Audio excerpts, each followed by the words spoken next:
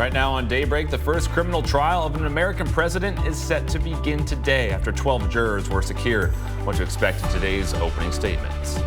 And I'm Ashley Stevens covering your community in Isla Vista, where fire officials have a message for community members after a man died accidentally falling down from the bluff Saturday afternoon.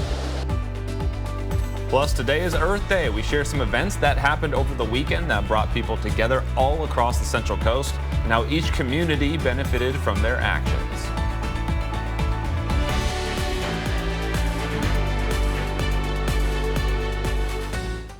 Good morning. Thank you for joining us for KSBY News Daybreak. I'm Dylan Foreman, filling in for Neil Hebert, and I'm joined with meteorologist Vivian Rennie with a quick look at our forecast. But looking back on the weekend, gorgeous. It was just perfect. I definitely saw a lot of sunshine in the forecast. I knew I was going to need that sunscreen. I just don't think I used quite enough of it. I was out and about for a lot of the weekend. What about you?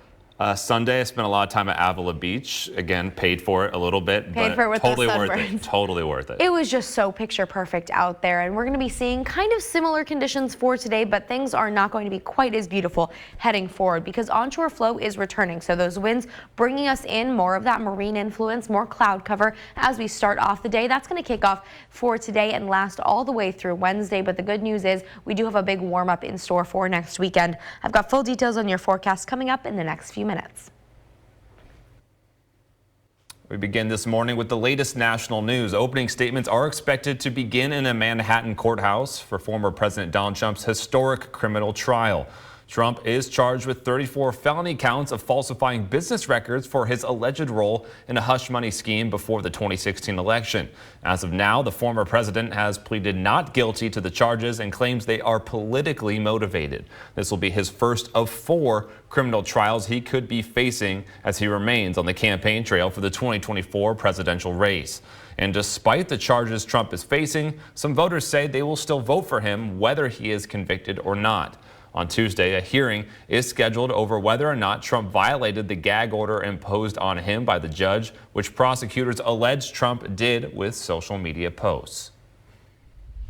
I'm Ashley Stevens covering your community in Isla Vista, where a man succumbed to his injuries after falling 50 feet from the bluff down to the sand below. Firefighters responded to reports Saturday afternoon that a man climbed over the barrier fence behind 6625 Del Playa and fell over. Firefighters transported the man from the beach to a nearby hospital where he later died. I spoke with one visitor to the area who was aware of the bluff's danger. I think the kids have to watch each other and kind of, I think the city has to wall it off a little bit more too. Maybe a higher fence or some kind of a fence that they can't climb over would be ideal. Scott Safechuck with Santa Barbara County Fire tells me the dangers near the bluffs could be mitigated if the residential areas near Ivy Park and the Isla Vista bluffs installed higher fencing. Just looking at it right here, it's kind of scary to see just how much erosion's happened and seeing like the exposed infrastructure and everything. When Robinette moved down to Goleta, her coworkers said the coastline has gotten progressively worse. I have a sister who goes to UCSB parties and stuff like that, so I'm definitely like making sure that she's safe in these situations and kind of telling her to stay away from like at least the edge, like when she's down here. The Santa Barbara County Board of Supervisors approved 8 safety enhancements for the bluffs in November of 2023 after a Santa Barbara City College student died from falling from the bluffs, making it the 13th death. I study these terraces for part of my PhD, and just generally like they're not stable, they don't look stable, they don't feel stable. I mean, you can see parts of the rocks coming down and falling off of the cliffs, and it's not a good sign. District Supervisor Laura Capps played a role in the bluff enhancement approval, and in a statement she tells KSBY this tragedy is a stark reminder of how dangerous these bluff-top properties are. Property owners, this is an urgent plea to do what's right to help save lives. We all need to step up and make Isla Vista safer now. The identity of the man who died Saturday is being withheld until his family is notified. Scott Safechuck with the Santa Barbara County Fire says if you see something, say something, and if someone crosses over a barrier fence, dial 911. In Isla Vista, Ashley Stevens, KSBY News. In Hollywood, 15 people were injured when a tram at Universal Studios crashed into a railing over the weekend. The The crash was reported on Saturday just before 9:30 p.m. According to CHP in the area, a studio tour was underway and the tram was making a turn following the Jurassic Park Cars attraction. For unknown reasons, the last car of the tram collided with a metal guardrail, causing the tram to tilt. Some passengers were ejected from the tram as a result. The injuries were evaluated as minor to moderate, according to CHP. The U.S. Supreme Court will hear a case today brought by homeless individuals in Grants Pass, Oregon, that could set a new precedent for fining people for sleeping outside. Ashley Grahams reports. It can be easier to ignore all the tents that line the streets in downtown Portland if you're driving. But it's not so simple if you're on foot. I just kind of watch where I walk and kind of just keep my distance. Linda Krogh lives near Portland State University. Of course, I'm old, but watching our streets be full of tents and garbage and people peeing against the buildings, and I mean, it's just not, to me, it's not normal. On Monday, the U.S. Supreme Court will hear a case that could change how cities like Portland deal with homelessness. The case is Grants Pass versus Johnson, and the court will have to decide if cities can fine or jail homeless people for camping in public. Well, there's not been a homelessness case that has gone this far through the legal system, ever. Jeremiah Hayden is in Washington, D.C., following the trial for Street Roots, a social justice nonprofit based in Portland. So they've started putting in some pretty extreme measures that make it literally impossible to be homeless in Grants Pass without getting increasing fines and then eventually getting kicked out of parks, which then leads to jail time. The small Oregon town says they need these tools to prevent sprawling encampments. No jurisdiction, no city or county should be able to make homelessness a crime without providing the kind of shelter that we need in each community. Chuck Curry is a minister and a homeless advocate who argues the criminal justice system will just make it harder for homeless people to get into housing. What we need is more affordable housing, more mental health care, and more drug treatment in our community. The issue isn't whether homelessness is a problem, but how to solve it. And Krogh doesn't think we're any closer to a solution. You know, I'm old and I don't think it's going to get straightened around before I die. That's how I feel. Back here on the Central Coast, San Luis Obispo and Los Osos residents are invited to attend an open house this evening. The purpose, to provide feedback and ideas on the Los Osos Valley Road Corridor Concept Plan. County staff will have various stations set up with corridor segment maps and will answer any questions or concerns you may have. This information meeting will take place tonight at 5:30 at the Monarch Grove Multi-Purpose Room. Also happening today, local transit agencies countywide are offering free bus rides to make it easier for the community to give back to the planet on Earth Day. This one-day initiative aims to promote cleaner air, reduce carbon footprints, and inspire the public to choose more sustainable transportation options. Participating transit agencies include SBCAG Clean Air Express, Santa Barbara Metropolitan Transit District, Santa Maria Area Transit, and St. Inez Valley Transit. Good stuff going on for Earth Day. A lot of events going on. What are you going to do to preserve the earth today? I bought a bunch of tomatoes at the Cal Poly tomato sale, so I've got some planting to do there. Gonna try to clean up my neighborhood a little bit, and I tried my best to wear as close to green as I can really get on the green screen. It's not really close, but we're count it. close, we'll count it. As close as I can get for Earth Day. But we've got great conditions for today. It is just starting off with some more of that onshore wind and some very much cooler conditions over the next couple days, especially when you compare it to just how beautiful it was yesterday. Just check out this time lapse from Pismo Beach at 805 webcams just yesterday.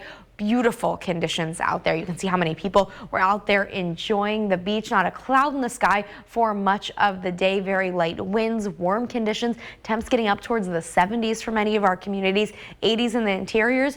Really couldn't ask for much better, especially after the last couple of weekends with the rain weekend after weekend. This was definitely deserved. Now we're starting to see a little bit of a shift in the pattern this morning, and that's with some onshore winds bringing us some cloud cover and some dense fog for some of our communities. You you can see it's not too bad at this point. It's mainly just that low-lying cloud cover that you can see on this camera as the sun is coming up, starting to see some better conditions this morning. About 52 degrees out there right now. Winds nice and calm from the south at only about 2 miles an hour, but pretty much comfortable conditions to start off the day. Just a lot cloudier and cooler than what we saw just yesterday. Those onshore winds are causing some visibility concerns all the way across our Central Coast communities, including the South Coast, with some dense fog this morning and some cloud cover, even a little bit of that just trying to spill into those interiors. Don't think it's going to be quite enough to cause visibility concerns for our interior valleys, but still something to keep an eye on. Now, this big change is very much associated with a very slight shift in the atmosphere. We're still under this big ridge of high pressure that brought us those great conditions for the weekend, but we do have just a little bit of cloud cover pushing onshore, and that at the lowest levels of the atmosphere is pulling a lot more of that marine air onshore, cooling us down and bringing us some clouds. But don't worry, we're not going to be seeing any huge concerns with that. Some very light drizzle is possible from these clouds as they make its way here Tuesday night into Wednesday morning, but that's a long way out and it's going to be minimal at best. One thing that you are going to notice that's a little bit more immediate is going to be those winds for today. Wind gusts up towards about 30 miles an hour, especially in the Paso Robles area. That's going to be for this afternoon. Calming down by the evening, not a huge concern. And then we're going to be seeing more gusts for tomorrow afternoon as well. Not just for Paso Robles, but for the majority of the region. Just be warned, we do have some of those gusts in store for us. Temperatures for today, cooler than yesterday, but still comfortable. About a degree warmer than normal for this time of the year for the Paso Robles area. 73 in Paso Robles, 67 in San Luis Obispo. A degree cooler at 66 for both Santa Maria and Lompoc, and 64 degrees in Santa Barbara for today. Cooling down even more for tomorrow with more extended areas of cloud cover. That's going to be Tuesday and Wednesday, a little bit on the cooler side with a very slight chance for some drizzle in the overnight hours between Tuesday and Wednesday. Then we're going to clear out and warm up quickly. Plenty of sunshine expected by the weekend. Back to you. Thanks, Vivian. The time is 6:11. Coming up next on Daybreak. I'm John Mattery's. Text message and email impersonation scams are getting worse this year. We'll show you which companies and agencies are impersonated the most these days. Coming up.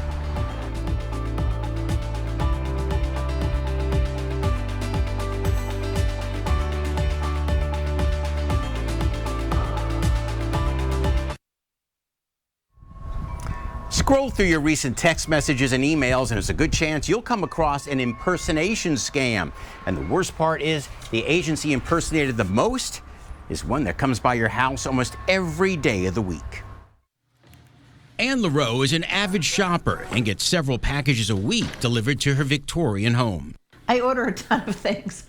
So when she received a text message from the Postal Service about a problem with a recent delivery, she paid attention. Saying that my package was delayed due to an incorrect address. And it had the logo and it looked very official.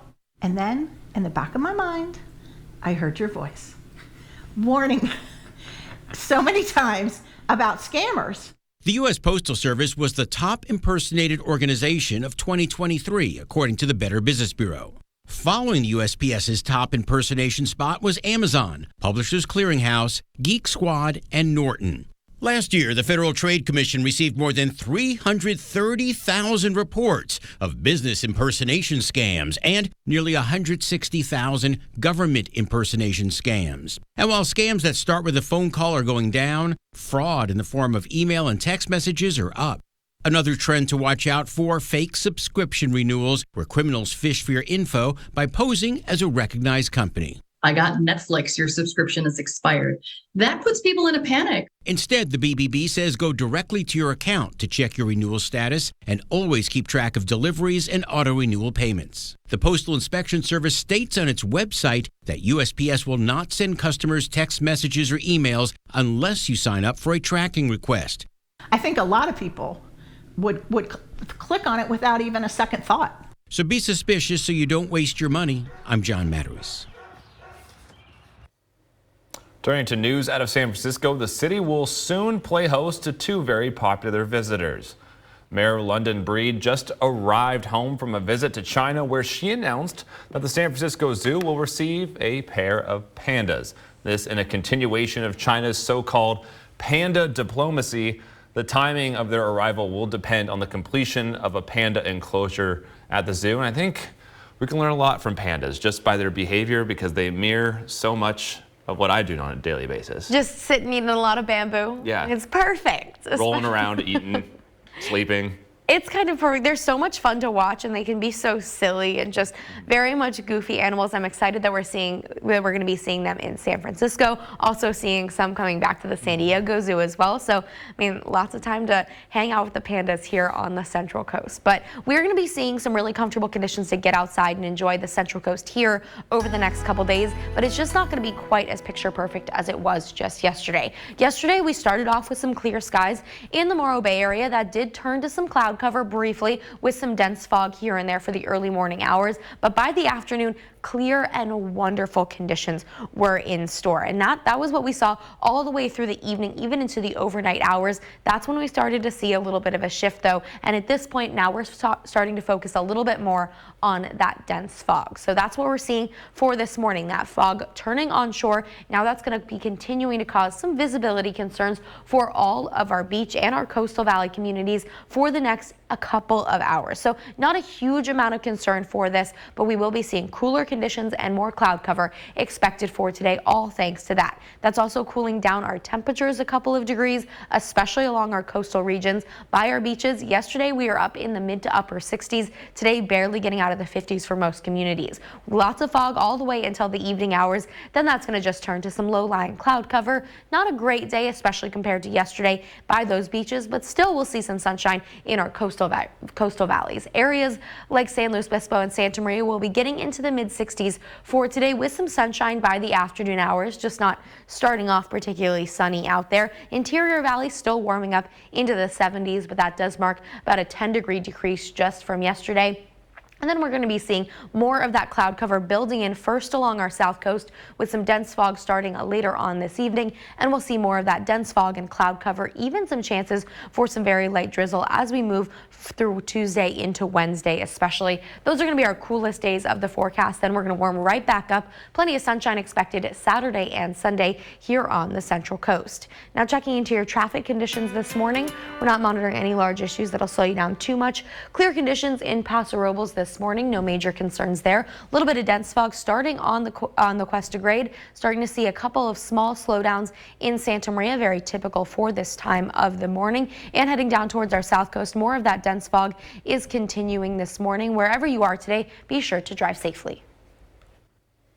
Time is 6:19. Coming up next on Daybreak, to no surprise, the amount you pay at the pump has increased once again. We break down the average cost both within the state and here on the Central Coast.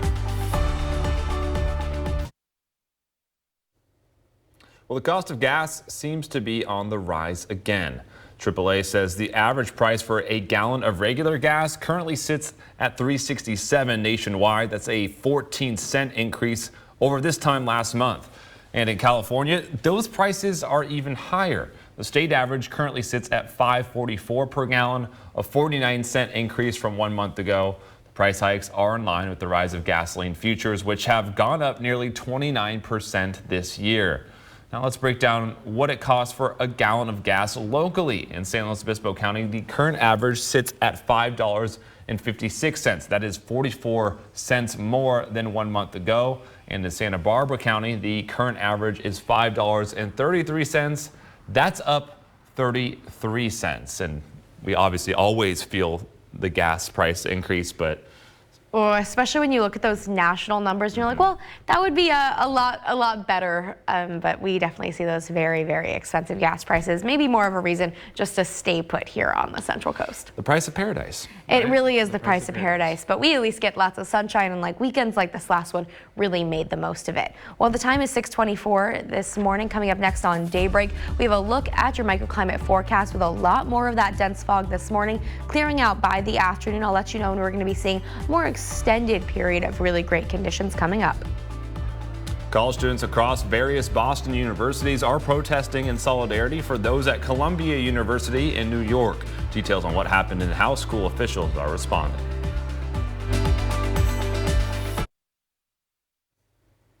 Today, House Speaker Mike Johnson is fighting for his job after a faction of far-right Republicans pressed for his ouster. Bree Jackson breaks down what led to this fallout. On this vote, the ayes are 311 and the nays are 112. The bill is passed. The U.S. is one step closer to delivering much-needed aid to help Ukraine fend off Russian aggression after the House passed a $95 billion aid package Saturday. A move praised by Ukrainian President Zelensky in an exclusive interview on Meet the Press. First of all, I'd like to say thanks to the Congress for the bipartisan support. And I'd like to say thanks to Speaker Johnson and President Biden. Indeed, it is so important, this support from the United States of America. And the measure, which provides money for Israel, Taiwan, and more than $60 billion for Ukraine, received pushback from a small group of Republicans. They were upset that Speaker Johnson works across party lines to get the job done. I think every American in this country should be furious. Johnson now faces the threat of being removed from the speakership by members of his own party. Today, the pressure cooker is at a very high local maximum because he has taken away every bit of leverage we had to do something on the border by sending $100 billion overseas. But Democrats and some Republicans are vowing to vote for Johnson to remain Speaker. When the motion to vacate is threatened every week in the Congress, that is being abused. And I think we need to fix that. House Speaker Johnson is standing firm, saying he has a job to do and he's not going anywhere. In Washington, Bree Jackson, NBC News. It's time now for the stock markets to open. Wall Street set to open higher as the markets look to regain their footing following a sharp sell-off for tech stocks. The Nasdaq and S&P 500 are on a 6-day losing streak, with the S&P dropping 3% last week. In focus this week, data on GDP, housing, durable goods, and inflation. News out of New York: the man who set himself on fire on Friday has died. He committed the act outside of the courthouse where former President Donald Trump's trial was taking place. The man, now known as Maxwell Azzarello of St. Augustine, Florida, set himself ablaze in Collect Pond Park. Investigators are not sure what led to Azzarello to set himself on fire, but say that the pamphlets that he had appeared to be about Ponzi schemes and conspiracy theories involving the American government. Police do not believe his actions are directly related to the former president's trial. Terry Anderson, the Associated Press correspondent kidnapped in Lebanon and held captive for years, has passed away at the age of 76. Anderson's daughter said that her father died at his home in New York after complications from recent heart surgery. Anderson, one of America's longest held hostages, was snatched from a war-torn street in Lebanon in 1985 and held for nearly 7 years. He returned to the United States in 1991 to a hero's welcome. Anderson chronicled his abduction and torturous imprisonment by Islamic militants in his best-selling 1993 memoir, Den of Lions. College students across various Boston universities are organizing protests in solidarity with pro-Palestinian Columbia University students. Tufts, MIT, and Emerson students announced plans to join fellow students in protests at Columbia University in New York City. It follows Columbia's decision to have police break up a tent encampment established on the university's south lawn in support of Gaza. Students are calling for their schools to divest in companies they say are complicit in the colonization of Palestine, as well as immediate and permanent ceasefire. Meanwhile, in New York, Columbia University officials announced that all classes will be virtual today as protests continue. To an update out of Maryland, there's now a third channel open for some commercial vessels to use following the Francis Scott Key Bridge collapse. Tori Yorgi breaks down what makes this route different than the rest. A new channel for port traffic, a step United States Coast Guard Commander Baxter Smoke calls crucial to the economy. So the barges that were carrying coal, slag, and sugar into and out of the Port of Baltimore in the barges that were using the other two channels now can more fully load. So To the average eye, it won't be very visible, but from an economic standpoint, moving more product in one transit is extremely valuable. Referring to the new Fort Carroll temporary alternate channel, which has a depth of 20 feet, open to some commercial vessels, it's expected to allow 15% of the pre-collapse vessel traffic through the Patapsco River. It's depicted here in green, and on either side are the two alternate smaller channels that opened up earlier this month. Smoke says the two other channels weren't allowing ships to come through at full capacity due to their short depth. Ro-Ros, the roll-on, roll-off auto carriers that you see here in the Port of Baltimore, those will be able to transit general cargo ships. Some bulk carriers of certain sizes will be able to use that channel. Still on track and working to restore full access to the port, while also remembering the lives lost in the collapse. We're acutely aware that there are 2 more victims that are still unaccounted for. So they're in our thoughts, their families are in our thoughts and prayers, and they will continue to be until we're able to bring them home.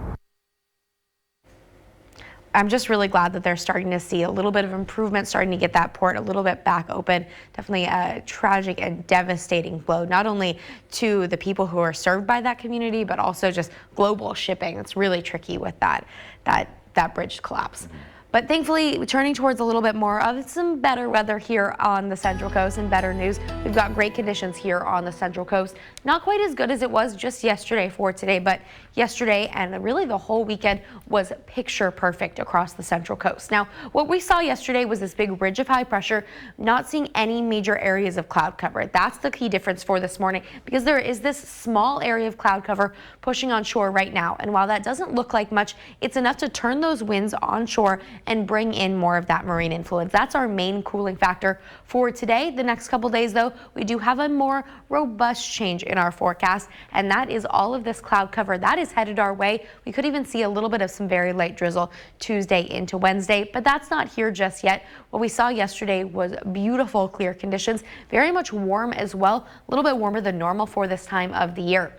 Getting into the mid-80s yesterday in those interior valleys, 77 in San Luis Obispo, nearly 80 degrees in San Ynez yesterday as well, in the 60s along our coastal regions. So wasn't a fantastic day out there with plenty of sunshine and great conditions. I hope everybody got out there and enjoyed it. Today is going to be slightly less picture perfect, but still very comfortable. Now we're starting off in the mid-50s, so not too bad. Lots more of that marine influence keeping us on the more mild side. 57 degrees in San Luis Obispo, 52 in San Ynez, 50 in Shandon, and 55 degrees in Santa Barbara for today. Pretty comfortable as you head out the door. You'll still likely want that extra layer, especially if you're along those coastal regions.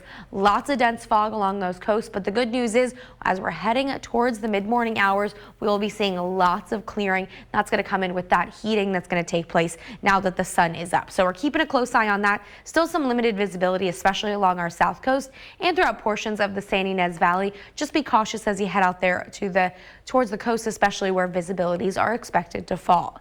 Now we do have some gusty conditions for today. That is something you're going to notice, especially in the Paso Robles area, up towards about 30 miles an hour for the afternoon hours, especially passes, peaks, and canyons. We'll see the worst of that. Seeing some calmer conditions in the middle of the evening hours and overnight, then more gusts are expected tomorrow. Just be cautious. You're definitely going to notice that, though, if you're out and about over the next couple days. It is going to be on the breezier side as we head through the extended forecast as well. Now checking out those temperatures for today, 73 in Paso Robles, a couple degrees cooler than that in San Luis Obispo at 67 degrees, 66 in Santa Maria and Lompoc, and 64 degrees in Santa Barbara for today. These temperatures are about 10 degrees cooler than they were just yesterday. Not a huge concern though. 57 in Cayucas, 75 in San Miguel, and 63 degrees in Avila Beach for the 5 cities region, 62 in Arroyo Grande, 76 in Shandon, and 62 in Los Osos. Our south coast very similar, warmest in those interior valleys, but we're going to warm up dramatically over the last couple of days of this week. We just have a couple of cooler days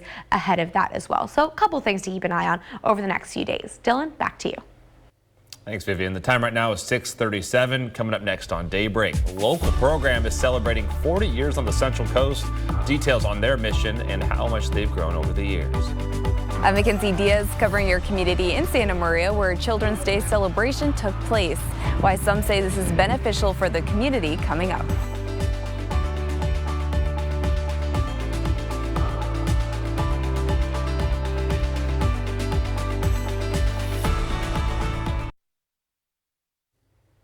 News out of Texas. A longtime substitute teacher in Hays County is under investigation after assigning a project that forced students to perform a puppet show in which at least one puppet had to be murdered. Sarah Alshake reports.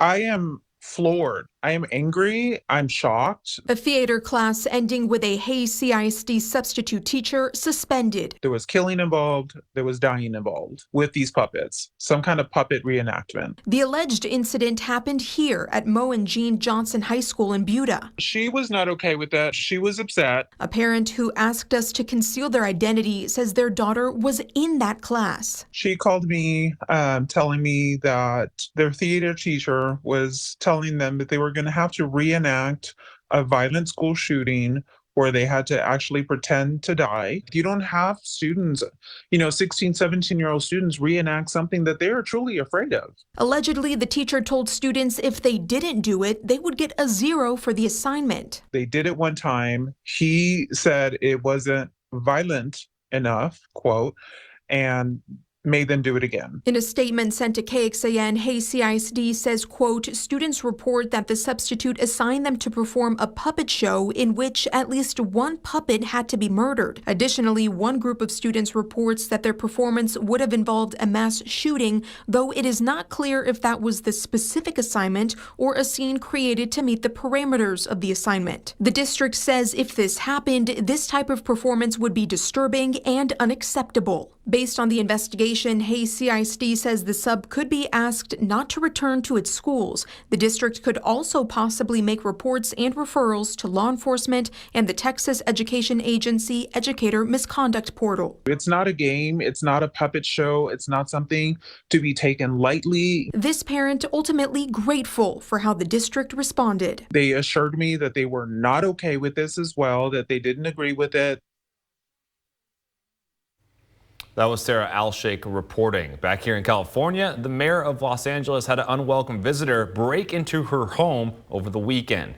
The intruder apparently broke a window and entered Mayor Karen Bass's home early Sunday morning, according to the mayor's office.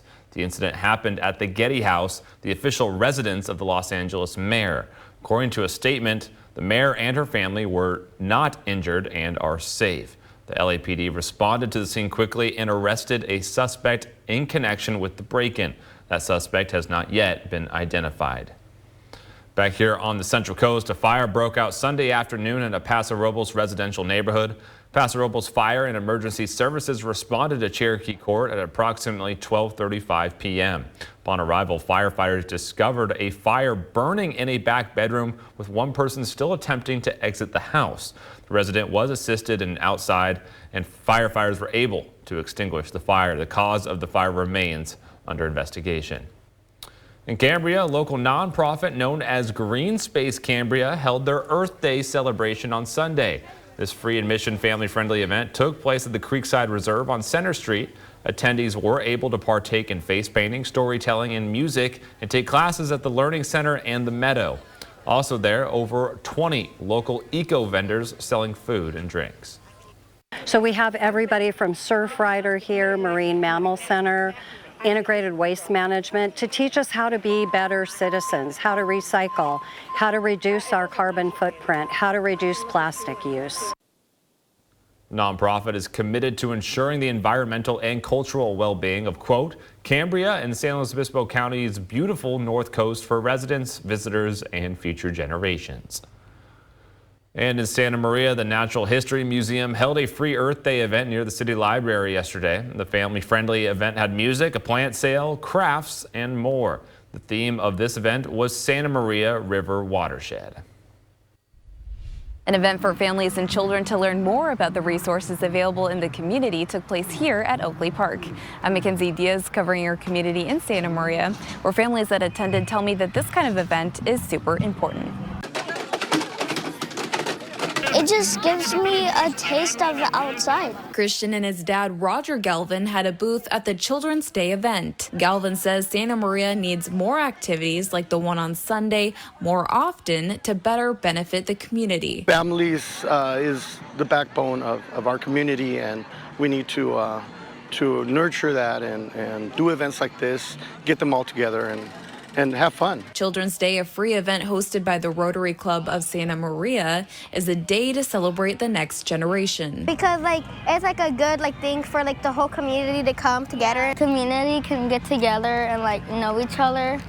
Also, so we have better events and make the Santa Maria community more better. This is the second year more than 50 booths covered the park with giveaway opportunities, resources, and support. Event coordinator Carlos Escobedo shares how special the event is to him. Growing up, nonprofits and organizations helped him a lot, and he felt supported. Now he wants the same for others. I want the same with our kids, our families, to know that they're not by themselves, that there are so many resources that we can have one day and not be worried about the money. Lucero Garcia brought her 3-year-old daughter to the event, and she's grateful many resources are all in one area. More opportunities like the Santa Maria Public Library is here for her, and I think that's great too, so she can keep on reading and excelling. In Santa Maria, Mackenzie Diaz, KSBY News.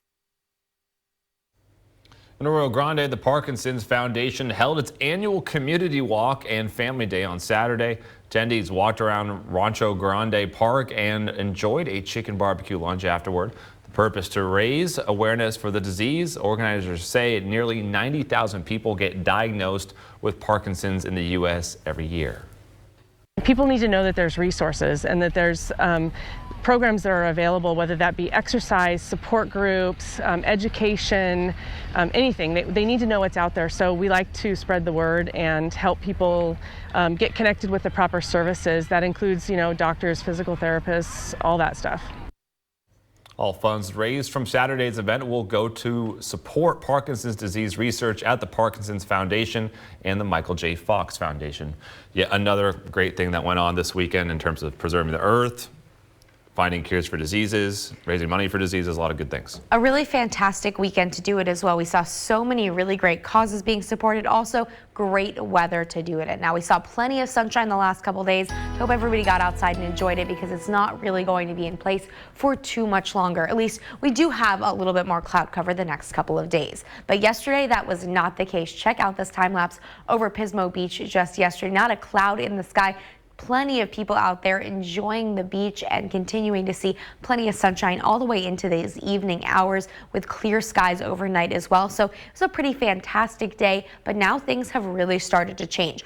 Onshore winds have brought us some cloud cover. You can see that out at Pismo Beach. Lots more of that cloud cover just sticking around for a while longer. The good news is a lot of the dense fog that was originally there this morning has started to clear out, so good news there. Temps about 53 degrees right now. Winds from the south only about 2 miles an hour, so very calm winds.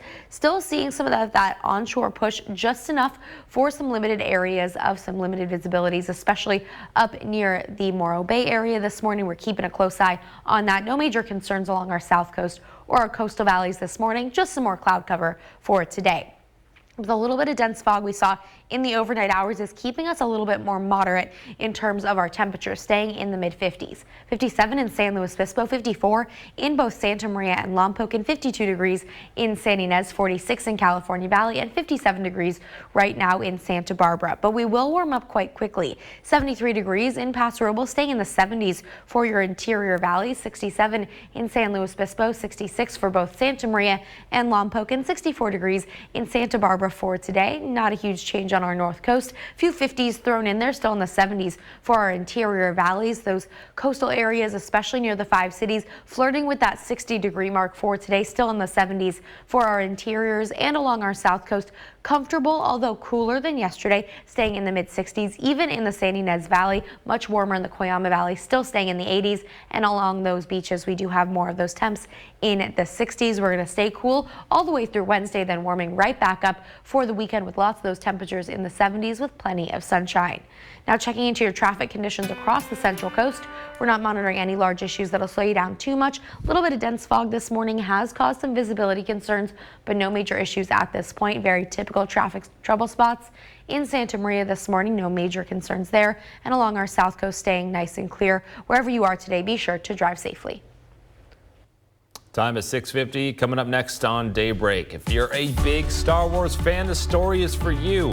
A unique way one company is celebrating the upcoming national holiday, May 4th, with the world.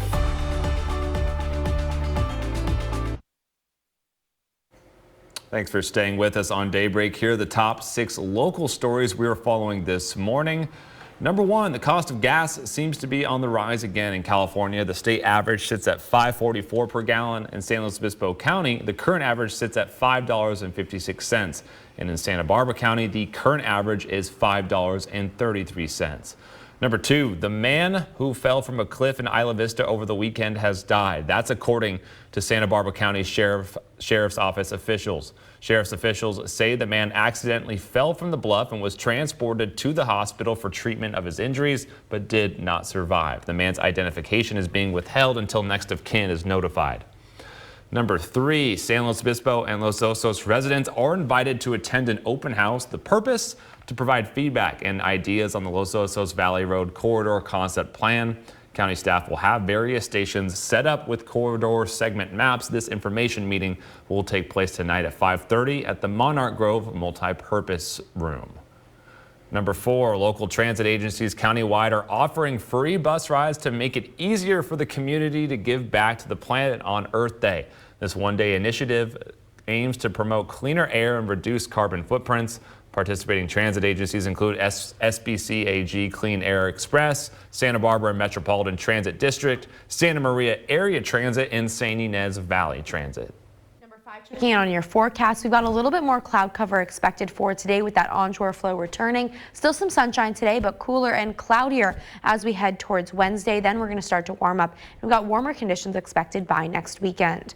Number 6, checking in on your traffic. We saw some pretty significant areas of dense fog early this morning, not causing any major concerns at this point. We do, although, have a few of those typical traffic trouble spots in Santa Maria this morning. Just something to keep a close eye on. Other than that, everyone should get out there and drive safely. Well, finally this morning, as many are breaking out their lightsabers ahead of May 4th, otherwise recognized as National Star Wars Day, one company came up with a more unique approach. That's right. Kemp's Brand Dairy is also getting ready to celebrate by offering blue milk, the iconic drink that was first introduced in Star Wars: A New Hope.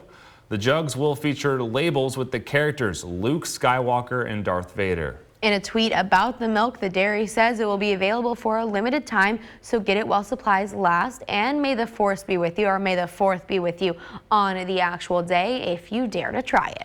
I didn't ask you in the first show. I wanted to wait for the second show. Okay. What's your favorite Star Wars movie? Prequels or? Oh, I gotta go for the originals. The originals? Just okay. The original 3. I mean, I can't pick between those 3, but definitely not the prequels for me. But they're still so enjoyable to watch. Also, what about you? Definitely not the newest trilogy. That's not. We don't recognize it. We're not recognizing it here on Daybreak. Well, that's all for Daybreak. Stay tuned for more local news and weather updates throughout the morning. And remember, you can always get the latest news, weather, and traffic on KSBY.com. Thanks for joining us. See you tomorrow.